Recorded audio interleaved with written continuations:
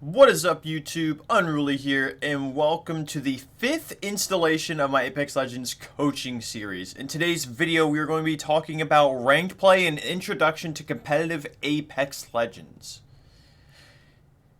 If you're in the mindset that you are one of the best players or one of the up-and-coming developing players, and you really feel that you have improved as a player, and want to take a crack at it in the big leagues, say you've hit Masters, or you're almost touching Pred, and you feel really good about yourself, or in your public matches you are just absolutely top fragging the lobby, you feel like you're never losing gunfights and you're winning a lot of your games, this video is exactly for you. And the things and topics that we're going to be talking about today in today's video will be consisting of ranked play, the ins and outs of it, and what's next after ranked play, which is competitive Apex Legends. If you feel that you have what it takes to go pro and you want to learn how to do so and how pro play truly does work, this is the video for you.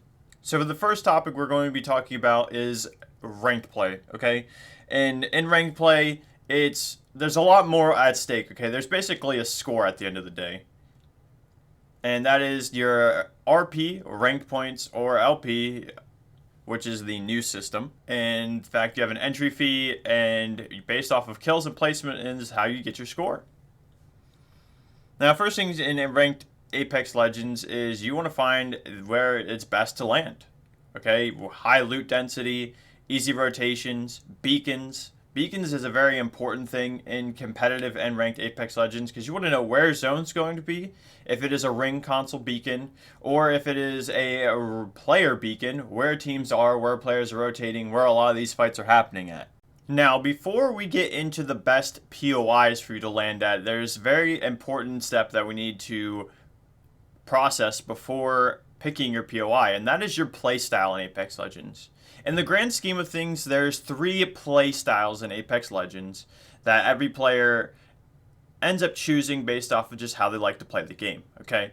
And those 3 being zone playstyle, edge playstyle, and hybrid playstyle, okay? Now, Unruly, what do you mean by these 3 playstyles? What exactly is zone play? What exactly is edge play? What do you mean by hybrid?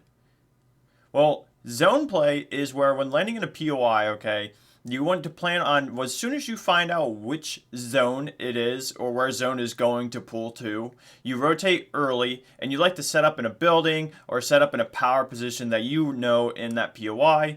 That way you can sit there and get a prioritized space in zone. That way you're not stuck in storm. That way you're not rotating into a bunch of teams and risk getting third-partied if you have to take a fight, or the whole server shooting at you when you're taking a balloon on your rotation. So you like to leave your POI relatively early.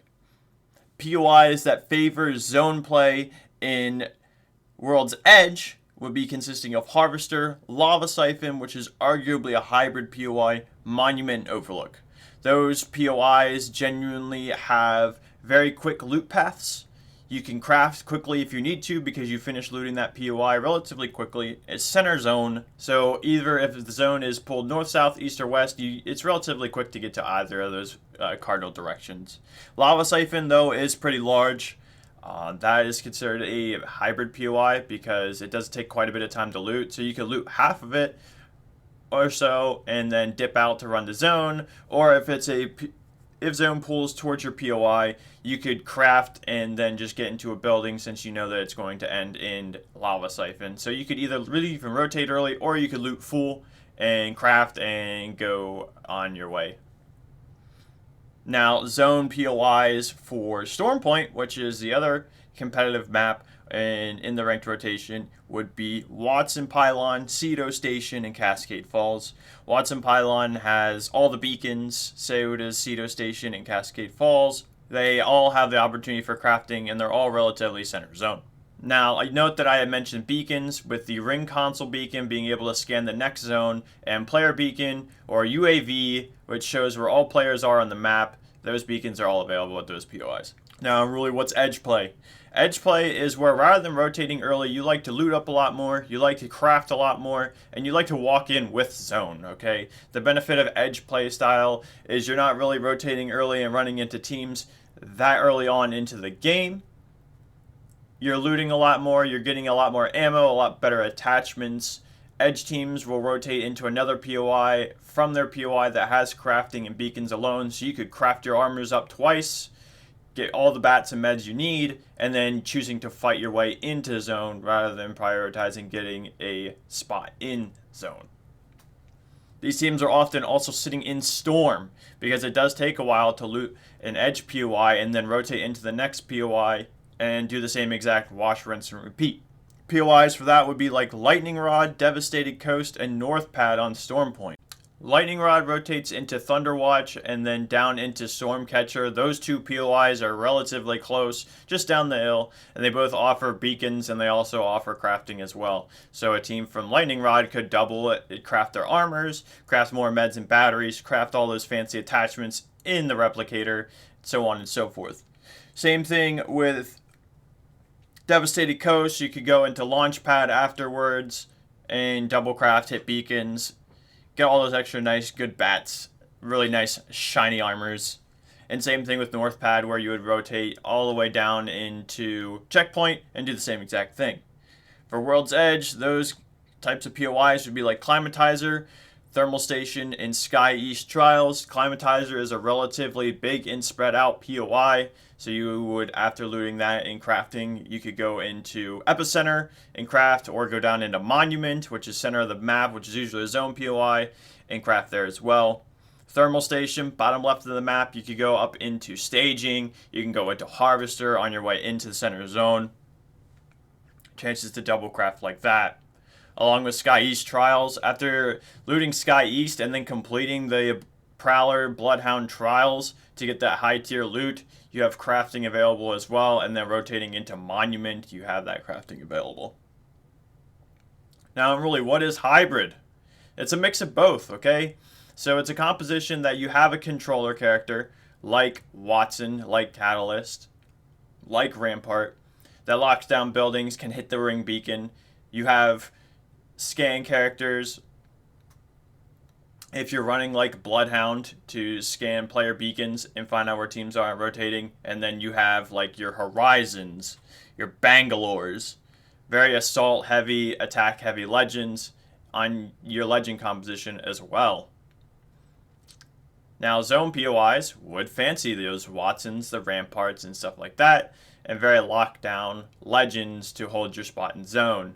Edge teams typically will not have a controller legend, okay? You won't see an edge team with a Watson or a Rampart. They will have assault-heavy legends like running compositions like Horizon, Bloodhound, and Bangalore, because they have to fight their way into zone, okay? So they have to have high assault characters, very much good, strong pushing power, because they're not locking anything down. They're breaking in, so to speak.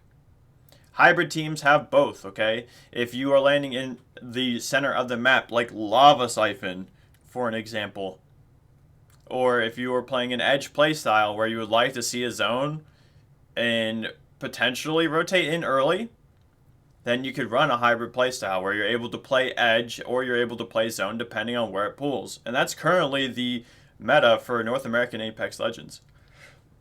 Professional North American teams, majority of them are running this playstyle, running this legend composition, where you have your Horizons, your Bangs, your Catalysts. Those compositions are relatively popular, rather than settling for a Watson, a Crypto, or a Valk zone team like a lot of APAC teams do in APAC Pro League. So regions definitely also play a part in the meta or composition that teams are running in high-level Apex Legends. Now that you know the best spots to land for your playstyle, we're going to be talking about how to actually play competitive Apex Legends at the highest level and the things that shake it up. Okay? And those things you have to learn is macro and micro level of play. Okay? Unruly, what is micro and macro play? Well, macro is essentially your game plan, okay, for Apex Legends. You drop in, you loot up, what do you do next, okay? And macro Apex Legends comes down to POI choice, legend composition choice. After you're done landing, where are you going to rotate once you see the zone? Where are you going to play in zone? and your rotations coming after as the zone pulls different directions, or if it pulls to you, which areas you're going to lock down. Microplay comes down to choosing the fights, certain gun compositions you're going to be running, and different strategies that you have to pull pretty much on the fly. That is your micro level of play. And choosing POIs comes down to that in macro, okay? So when you are, after you're done looting up, are you crafting? Do you have white armor? Do you need to craft your armors to blue or purple? Do you have really good armors already? Do you have blue and purple armors? You should be prioritizing getting those batteries and medkits. Because if you already have good armors, then you don't have to worry about getting them up. You are going to be taking good fights that are advantageous to you because you already have better armor, better loot than them. Those all play into that. Now, when taking those fights in your micro level of play, are they isolated 3v3 fights? Is it a third party that you're walking up on? Have you checked your surroundings to make sure you aren't going to get third partied? Is there another team in another building close nearby that could punish you for fighting? These are all things that you have to check up on before even choosing to take a fight. If you are an edge team, you are looking for these fights on the edge zone. Teams rotated in a little late that are isolated that you could take those 3v3s, or you are already having to push into zone and take a building, a section of a building to coexist with a team, or do you have to kill a team holding a choke in order to get into zone, excuse me. Those are all major decisions that you have to make and plan out your game in Apex Legends. Especially in competitive, because teams will be thinking about the same exact thing and looking to punish you for your mistakes. Now, Unruly, how do I get into competitive play? What do I need to do? I'm already hitting Masters multiple seasons. I'm killing Pred players. Your favorite pros, I'm fighting them and beating them. Well, in Apex Legends competitive play, we have scrim discords that you could join and sign your team up to play. Get your 2 other buddies that you feel are really, really good at the game, or you have already built a team up from playing ranked, from playing pubs, and you want to try to play competitive. We have scrim discords for that. Lots of teams and organizations hold their own scrim lobbies, usually around 7 Eastern time, and sometimes even go later. Professional Pro League teams have their own scrim discords as well, okay? So if you are trying to go and play in competitive play, or you are an amateur player, we have what's called the Challengers Series, which is pretty much think of it as minor league baseball for Apex Legends. The ALGS, Apex Legends Global Series, has provided the player battlegrounds for amateur and aspiring pro players. So outside of those discords, there is the Pro League Discord, where and only pro teams are typically invited, or top challengers teams who have made it in preseason qualifiers or last chance qualifiers are invited. So the highest of the highest play, or the highest of the lowest get to play together.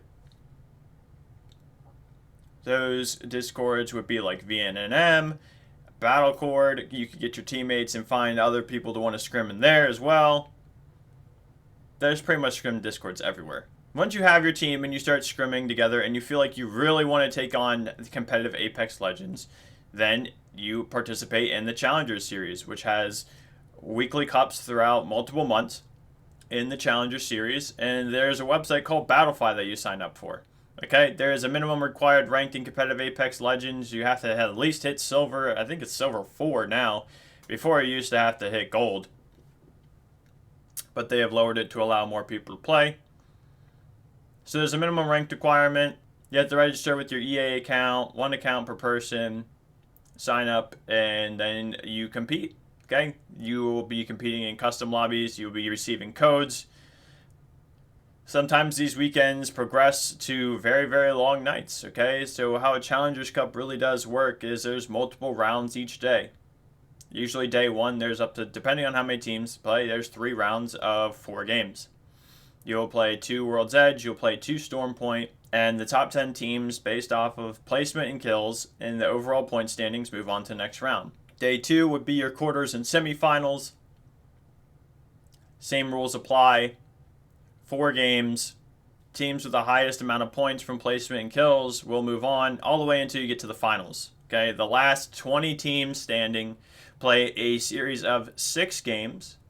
And the teams with the most overall points after 6 games, that being 3 Storm Point, 3 World's Edge, the winner would be granted the most amount of Challengers points, winning that cup and securing their spot in the Pro League qualifier in the next split. And there's so much that goes deep dive into tournaments and competitive Apex Legends play. But today's video, I really wanted to explain and grace over the general idea of competitive play and what you need to know in order to get started. So if you are interested in competitive play, or you feel you are one of the best and can take on the best the world has to offer, beat your teams like TSM, XSET, FaZe Clan, Alliance, and all the other top Pro League players in your region, then I suggest signing up. Take a crack at it. Good luck and have fun. But let's review everything that we talked about today. So in today's video, we talked about the ranked play and how the system works. Placement is prioritized over kills in the current system, so try to last as long as possible. Kill points at the end of the game really do help add to your score, but in general, if you are dying early off rip, even if you have a couple kills, the system is not friendly towards you in that manner. We talked about edge, zone, and hybrid playstyles. We're talking about, do you rotate early, do you sit in zone and craft, or do you do a mix of both depending on where ring goes? We talked about micro and macro play, things like how to craft, when to craft. Is your armors white? Should we craft them up to blue and purple? Do you have blue and purple armors? Let's craft and bat some med kits. How are we going to be rotating after we land and loot? What legend compositions are we going to be running? Are we playing a control character composition with, say, Watson, Crypto, Valkyrie for early rotation teams? Are we playing Blood Horizon and running after people on the edge of zone? Or are we doing a mix of both with Blood Bang, Catalyst, or Horizon, where, you know, we could take fights in soft edges zone, or we can rotate early depending on how it is?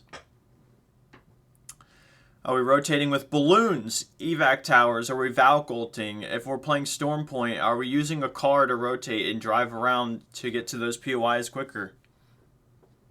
What is the game plan for Apex Legends competitive? And then we talked about how to join with tournaments, the basic general idea of competitive Apex Legends, and how to really get started with it. If you found this video very helpful, let me know in the comments down below what you guys think. If you have any questions, I would gladly answer them. I want to thank you guys so much for all the love and support you guys have shown the series thus far. If you are interested in private Apex Legends coaching, I also do individual client coaching. I also coach teams, with that being VOD review, team fight mechanics, gunfight mechanics. We work on it all. And I recommend revisiting those videos if you haven't already seen them in my series so far. So if this is your first video, well, there's a lot more for you to see and a lot more that you could learn. And I hope you do find all my videos very helpful. I want to thank you guys so much for all the love and support again. And I will see you guys in the next one. Peace. Pain, death, nothing phases me.